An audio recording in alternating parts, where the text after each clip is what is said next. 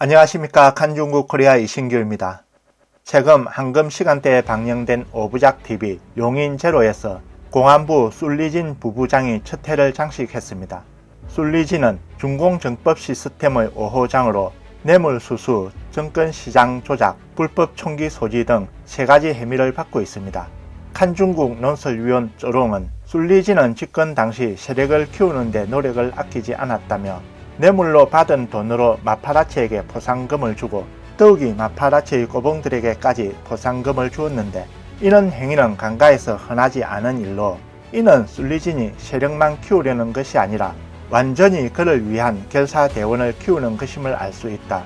술리진의 제목은 정권시장 조작, 불법 총기 소지 등 모든 단서가 술리진의 반란 야심을 입증하는 것으로 보인다라고 지적했습니다. 그러나 중공 당국이 술리진에 대해 유죄를 선고한 것과 관련 장펑 시사논설위원은 그의 유튜브 방송에서 떠들썩하게 잡아들이고 조용히 약하게 결말을 짓는다라며 대외적으로 독설을 퍼붓지만 술리진 개인에 대해서는 사실상 느슨하게 처리되고 있다라고 분석했습니다.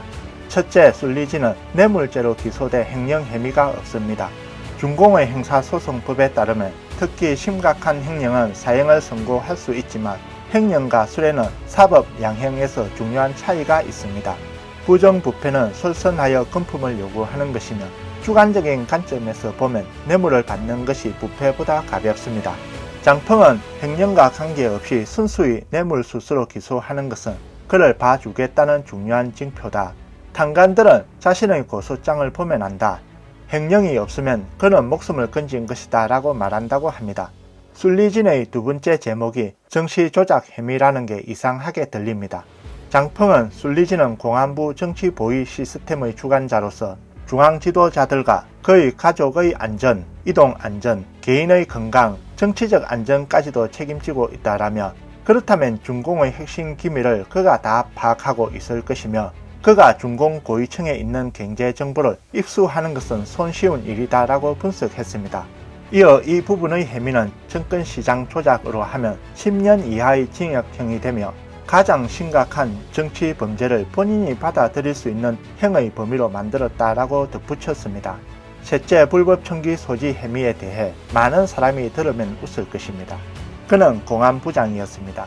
최고의 경찰이 총을 가지고 있는 것이 범죄인가요? 장펑은 공안부장으로서 총을 휴대할 수 없는 곳이 중앙회의, 총을 휴대하고 접근할 수 없는 사람이 단 한 명, 최고 지도자인 시진핑입니다. 술리진이 붙잡혔을 때가 시진핑이 우한을 방문한 직후입니다. 그때 술리진의 역모술이 돌았는데 그가 총을 들고 시진핑 근처에 나타났다가 체포된 것은 아닐까요? 이것은 현재로서는 중앙의 최고 기밀입니다. 불법 총기 소지죄는 최고 징역 7년입니다. 장펑은 종합하면 시진핑이 이번에 술리진 사건을 현재 당내 최고위층의 정쟁과 연관짓기를 끓이는 것은 분명하다며 그의 제목이 많을수록 당내 투쟁에 대한 연결고리가 클 것이고 기밀이 더 많이 유출되기 때문이라고 말했습니다. 지금은 술리진에 대해 대외적인 강한 의존을 유지하지만 실제로는 술리진이 살 수 있도록 봐주고 있다라고 설명했습니다. 다음 뉴스입니다. 베이징 동계올림픽 참가자들이 중국 방문을 앞두고 최신 사이버 보안 보고서를 통해 2022 베이징 동계올림픽을 위해 중국 정부가 만든 마이 2020이라는 스마트폰 앱이 정보 보안 문제가 있다고 밝혔습니다.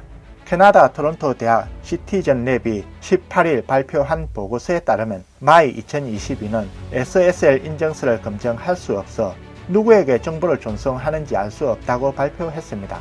이 앱은 올림픽 선수, 기자, 스포츠 관계자를 해킹하고 개인정보 유출과 감시 대상으로 만들 수 있습니다. 또한 마이 2022는 파일을 암호화할 수 없으므로 이는 해커가 내장 채팅 서비스의 메타데이터를 쉽게 읽을 수 있다는 것을 의미합니다. 2022 베이징 동계올림픽이 2월 4일 개막합니다. 중국 정부는 선수, 코치, 언론인, 수천 명의 현지 직원을 포함한 모든 베이징 동계올림픽 참가자들은 마이 2022 모바일 앱을 사용하거나 웹페이지를 통해 개인정보를 입력해야 한다고 규정하고 있습니다. 이 마이 2022 또 다른 위험에 대해 시티즌랩 보고서에는 프로그램 내의 불법 단어 Illegal Word Text라는 파일을 구축했으며 여기에는 2442개의 키워드와 단어가 포함되어 있는데 이 키워드들은 대부분 중국어 간체자며 소수는 티베트, 위구르, 중국어 번체자, 영어가 일부 있습니다. 수많은 키워드 중 일부는 욕설이고 일부는 중공이 검열한 정치적 민감어, 예를 들면 중국 공산당, 사악, 파룬궁, 육사사건, 강제철거, 주사, 시진핑, 달라이라마, 신장 위구르인 등이 있습니다. 이 소프트웨어에는 위험하거나 의심스러운 채팅 메시지를 발견했을 때 다른 사용자를 신고할 수 있는 신고 기능도 포함되어 있습니다. 신고 사유에는 정치적으로 민감한 내용이 포함되어 있습니다. 동시에 이 프로그램은 애플과 구글 앱스토어에 업데이트된 버전으로 여러 번 출시되었습니다. 그러나 시티즌랩 사이버 보안 전문가들이 2022년 1월 17일 실시한 감사에 따르면 보안 취약점이나 금기어 목록에 대해서는 아무런 변동을 하지 않았다고 합니다. 오늘 뉴스는 여기까지입니다. 구독과 좋아요는 격려입니다. 공유는 나눔의 시작입니다. 시청해 주셔서 감사합니다.